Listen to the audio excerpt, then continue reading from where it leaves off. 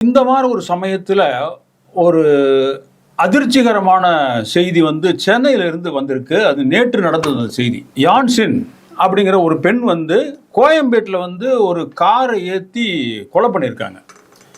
அந்த பெண் என்னன்னு கேட்டோம்னா ஒரு ரெஸ்டோ பார்னு சொல்லுவாங்க, அல்லது வந்து பப்பும்பாங்க, அல்லது ஸ்பா அப்படிங்கிற சில இதெல்லாம் இருக்குது.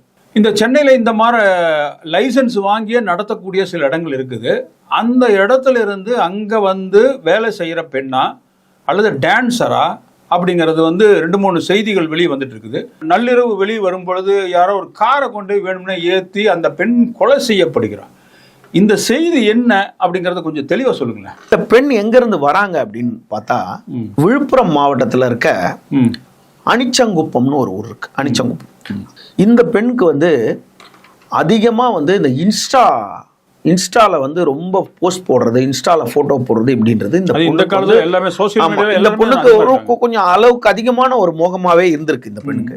இது வந்து கடந்த 19 இது ஏற்கனவே பல ஊடகங்கள் எப்படி சொல்றாங்கன்னா, அது நிறைய முறை பாண்டிச்சேரி வரும், அவங்க நண்பர்களை பார்க்க வரும், இதுக்கு ரிசார்ட்ஸுக்கு வரும்,